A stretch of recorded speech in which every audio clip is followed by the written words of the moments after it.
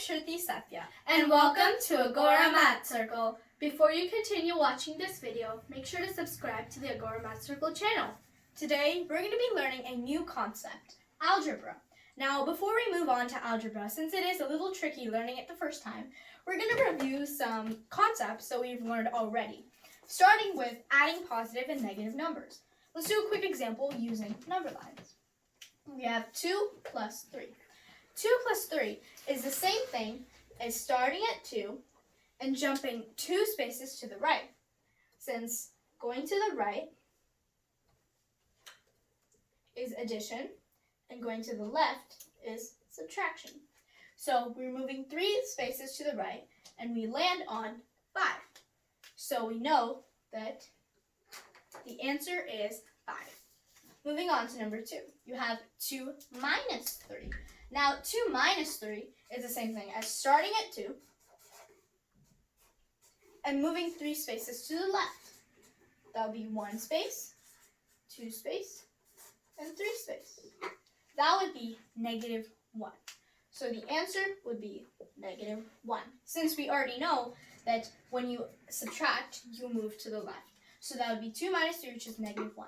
Well, let's learn a small tip right now. When you add a negative number, it's the same thing as subtracting the absolute value of the number.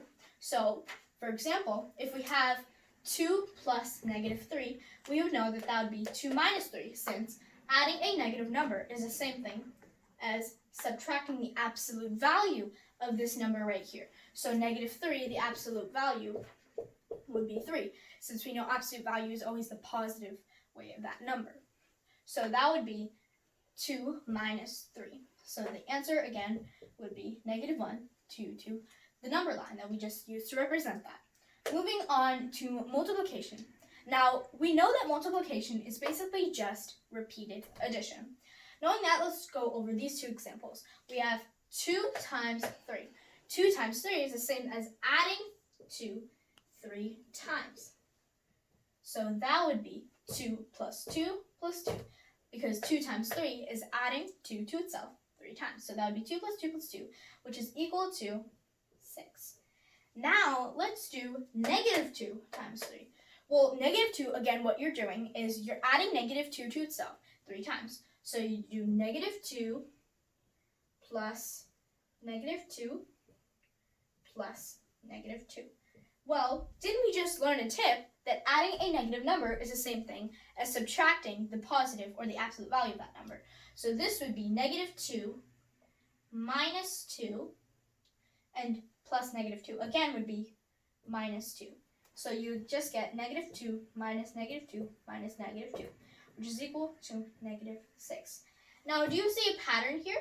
Well, a positive number times a positive number is always going to be a positive number.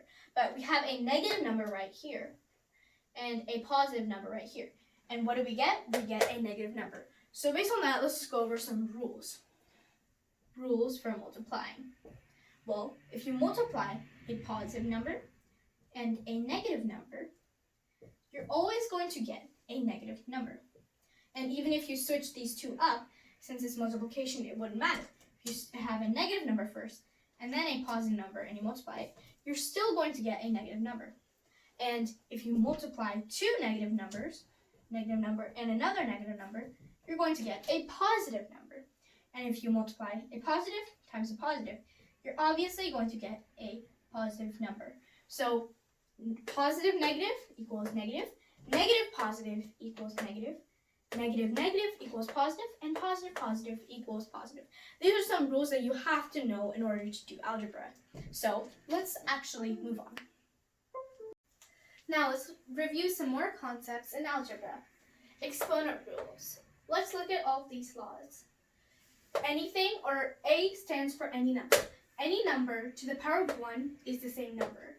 Any number to the power of 0 is always 1. And if you multiply 2 exponents together, the result is adding those 2 together. And again, this can only happen if this number over here is the same. So if it's the same number, but different exponents that are being multiplied, you can add them. And when you have a number and it's multiplied, or it's raised to this number, then you can multiply. So only when you have an exponent, can you just say... Now let's look at some more concepts in algebra. Let's look at exponent rules. Law. Any number or a to the power of 1 is a. A to the power of 0 is 1. A to the power of x times a to the power of y is equal to a to the power of x plus y. And this is only if both of the numbers are same. A to the power of x to the power of y is a to the power of x times y. And a times b to the power of x is a to the power of x times b to the power of x. And a over b to the power of x is a to the power of x over b to the power of x. And let's look at this example over here. So let's use this. We know that a over b to the power of x is a to the power of x over b to the power of x. So we can do the same thing over here as shown over here. So we can do 2 cubed over 3 cubed. And that would be 8 over 27, which cannot be simplified further. Now, if we do 2 cubed times 2 to the power of 5, let's look back over here. We have the same number over here as the base, but we just have different exponents. So all we need to do is add. So we can do 2 cubed times 2 to the power of 5 is equal to 2 to the power of 3 plus 5, which is 2 to the power of 8. And now for the last one, 5 to the power of 0. We know that anything to the power of 0 is 1. So 5 to the power of 0 is just 1. Now, moving on to square root. The square root is basically the number which is squared and is the number inside the bracket. So for example, inside here is 9. So we know that 9 is the result of a number that was squared. So what squared is equal to 9? 3. So the square root of 9 is 3. Moving on. Let's look at English terms used to represent order of operation. Addition, we have sum, add, put together, increase by, etc. And some examples of subtraction would be difference, minus, take away. Multiplication would be product, times, and much more. And division would be split into or divided by. Now let's actually move on to algebra. Let's first learn about a variable. It's essential for algebra. A variable is a letter used to represent an unknown quantity. For example, if we had a statement like this, something plus 3 is equal to 5, we would have to have a way to write this down. That's why we have a variable to represent this unknown quantity instead of having just a dash mark. We're going to put x plus 3 is equal to 5, which is the main purpose of a variable, to fill in for a spot that we don't know, for a number that we don't know. Now, this brings us to an algebraic expression. It is a mathematical sentence with variables for word problems, while regular expressions are just something like 2 plus 3. We know the answer, but since there isn't an equal sign, it's just an expression. It's just a sentence that we say, 2 plus 3. We can use it, for example, if we had like adding 2 cupcakes to 3 that we already have. We could use a statement, which is called an expression. But when you have variables, you would also do the same thing. It would just be called an algebraic expression. For example, if we have adding 3 to a number, you could say that that number, it's just any number. If it doesn't specify, then you could say x plus 3. And this would just be a sentence based on what we can gather from the word problem. Moving on to an algebraic equation. It's the next step after an expression. It's when you actually solve for an unknown identity, and instead of it just being an expression like this, it could have an equal sign and say something like that. For example, this would be an equation. 2 plus 3 is equal to 5. You do the same thing with an algebraic equation. It has an equal sign. So that would be x plus 5 is equal to 10. You wouldn't have to necessarily solve it. Most of the time it's going to say solve x and x plus 5 is equal to 10. But this itself is called an algebraic equation. So now I know some of the basics of algebra. Now let's move on to balancing equations in algebra. To balance equations, we have to perform order of operations in both sides of an equation so that it stays balanced. And it's useful for solving equations. For example, let's look over here. 2 plus 3 is equal to 5. Now, we already know that both sides of these equations are balanced because it has an equal sign. So if we add the same number to both of the sides, it'll still stay balanced because this is 5 and so is this. 5 plus 4 is 9 and 5 plus 4 is 9, so it stays balanced. Now it's moving on to solving simple equations using adding and subtracting. Over here we have x plus 3 is equal to 5. And in order to solve for x, we need to isolate x, which means it needs to be by itself on one side. And for that to happen, we need to make sure the 3 goes to the other side. And since we're adding over here, we have to subtract for it to go to the other side. And when we subtract 3 over here, we get that x is equal to 2. Now that we have isolated x, we find the value of x, which is 2. And here's another practice. Y minus 10 is equal to 15, and we have to solve for y. So pause the video and go ahead and try to solve this out yourself. So now that you're back, let's go ahead and try to solve the equation. Well, we have to isolate y, and in order to do that, we need to bring this 10 to the other side. And since we're subtracting 10 over here, we need to add. When we add, we get that y is equal to 25. Now let's move on to solving simple equations using multiplication and division. Now let's look at this example over here. 4 times y is equal to 20, which is basically the same as 4y. And in this case, we're multiplying 4 into y. And the opposite of multiplication would be division, to get rid of the number over here. So when we divide 4 by itself, it crosses out and becomes 1. And 1y is basically the same thing as y itself, so y is equal to 5. Now let's move on to A over here in the practice problems. 4x is equal to 36.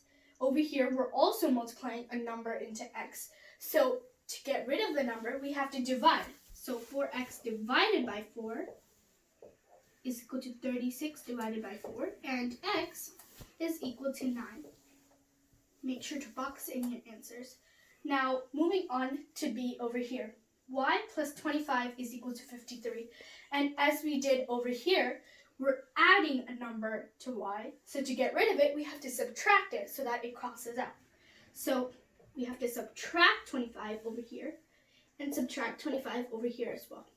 Now these two numbers cross out, so y is equal to 28.